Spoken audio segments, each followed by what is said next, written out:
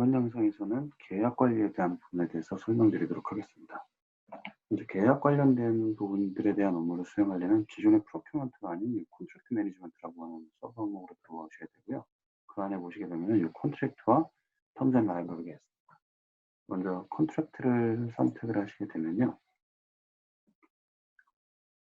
기존에 본인이 만들었던 어떤 그런 계약에 대한 리스트들, 그런 것들이 나오고, 만약에 그 승인권자라는 펜딩에 관련된 펜딩 어프로벌 관련된 내용들, 그다음에 만약에 어떤 이 시스템 유저가 계약의 딜리버러블스와 관련되어 있는 사람이라면 본인한테 할당되어 있는 딜리버러블스에 대한 내용들이 쭉 나오게 되는 거고요. 여기서 선택을 하고 완료를 한다든가 그런 처리를 수행하게 되어 있습니다. 여기서는 먼저 계약에 대해서 생성하는 부분이기 때문에 이게 화면 상단에 있는 Create Contractor라고 하는 버튼을 클릭하도록 하겠습니다. 선택을 하시면 여기 이제 계약에 대한 유형을 드롭다운 형식으로 보실 수가 있는데요. 이러한 내용들은 고객사의 어떤 계약에 대한 사항, 고객사의 계약에 대한 유형에 따라서 각각 설정을 해놓을 수 있어서 여기서는 구매, 바이 계약에 대해 라인, 즉 라인 아이템이 없는 계약 유형으로 선택하도록 하겠습니다. 계약 유형에 대해 선택을 하고 이 부분은 이제 계약에 대한 번호 부분이라서 수기로 입력하게 되어 있습니다. 2020 컨트랙트 3번으로 해보고요. 프라이머리 파트는 해당 계약을 맺는 어떤 공급 업체에 대한 정보입니다. 그래서 드롭다운을 이렇게 해서 저는 리서플라이어를 입력을 할 거고요. 이 부분은 계약 시작 일자고 종료 일자를 1년으로 넣었습니다. 주로 사용되는 커런시는 어떻게 된다라고 하는 이런 개략적인 계약에 대한 정보를 입력하고 세이브 버튼을 클릭하게 되어 있습니다. 세이브 버튼을 누르면 시스템이 이 계약, 지금 입력한 정보들을 기반으로 해서 계약을 만들게 되는데요. 여기 보시는 것처럼 스타트 데이트, 엔드 데이트 앞에 입력했던 거 쭉 나왔고요. 추가적으로 입력할 수 있는 부분이 어떤 계약에 대한 디스크립션 부분들, 그 다음에 만약에 금액과 관련된 부분이라고 한다면 계약에 대한 금액 부분에서 남도를 한번 입력해도록 하겠습니다. 그리고 파티 부분은 해당하는 계약이 한 사람만이 아니라 여러 사람이 같이 할당이 되고 그런 사람들이 같이 협업을 해야 될 때 팀원들을 추가할 수가 있는 거죠. 그래서 여기에다가 만약에 더 추가를 해야 된다라고 하면 플러스 버튼을 눌러서 플러스 버튼에서 사용자를 추가를 해서 입력하는 추가를 더 하는 식으로 그런 식으로 관련된 사람들을 더 입력하고 권한을 주시는 것도 가능하게 돼요. 권한은 풀로 줄 것이냐 아니면 리드온리로 할 것이냐 그런 것들이 쭉 가능하게 되어 있고요. 다음번 탭을 보시면 이제 딜리버러블스 탭입니다. 이건 일단 지워보도록 하겠습니다. 다음은 요 산출물 딜리버러블스 관련된 건데요. 계약을 생성하고 계약을 쭉 엑스큐션 하다 보면 생성되게 되는 여러 가지 딜리버러블스가 있는데 그 부분에 대해서 관리하는 탭입니다. 그래서 추가적으로 산출물들을 더 입력한다고 한다면 이런 식으로 산출물 1번이다. 다음에 요거는 만약에 듀데이트가 언제다. 듀데이트가 만약에 픽스돼 있다라고 한다면 듀데이트에 대한 정보들도 입력을 할 수가 있고요. 그 다음에 노티피케이션 룰을 통해서 그 듀데이트가 만료되기 전에 이제 듀데이트가 지난 다음에 노티피케이션을 담당하는 사람한테 쏴서 그래서 요 딜리버러블스를 완성할 수 있게 그렇게 이제 리마인드를 주는 기능들도 가능하게 되겠습니다. 캔슬을 했고요. 도큐멘트는 예상하시는 것처럼 계약과 관련된 여러 가지 첨부 문서들, 뭐 지원 문서들 그런 것들 다 일괄적으로 등록해서 참조해서 볼 수 있는 부분인 거고요. 히스토리는 전반적인 계약에 대한 어떤 이력에 대한 부분이라고 볼 수가 있습니다.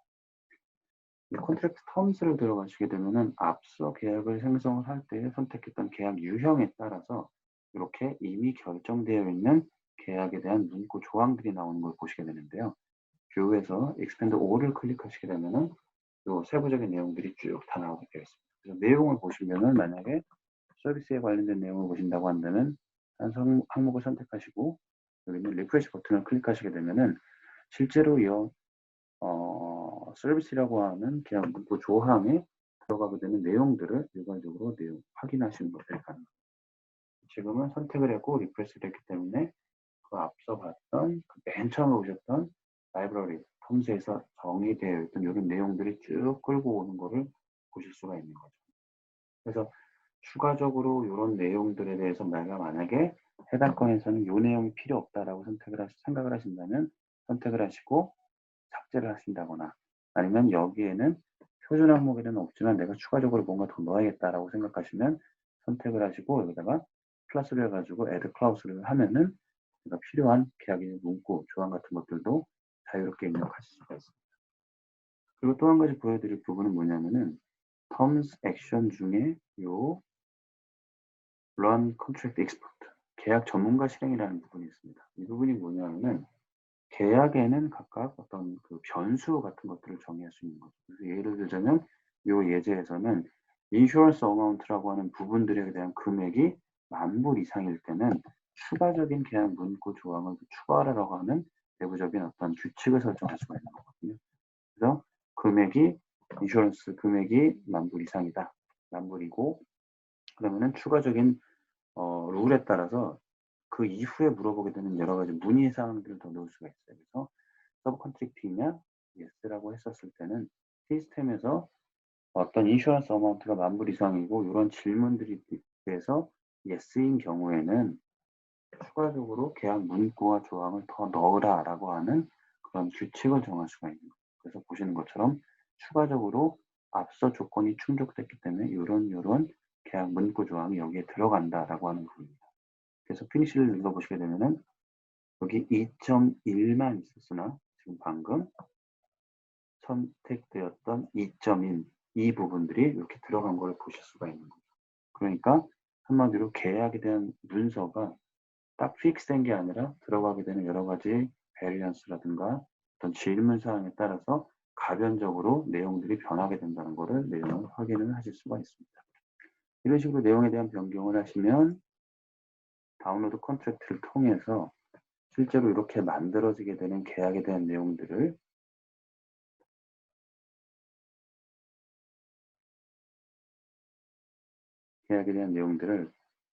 뭐 워드 파일이나 다른 여러 가지 파일 형식으로 떨어뜨려서 관련되어 있는 공고업체와 공유를 한다든가 아니면 그 내용들을 변경을 한 후에 다시 업로드 컨트랙트라고 해가지고 이 부분에서 계약에 대한 내용을 수정해서 올릴 수도 있습니다.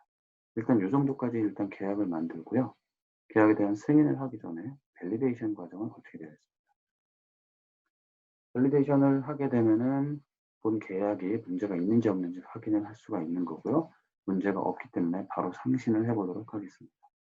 그래서 내용을 보고 서밋 상신을 하게 됐으면 화면이 전환되면서 이 건에 대해서 승인자에게 보내는 승인 문구를 입력하게 되어 있습니다.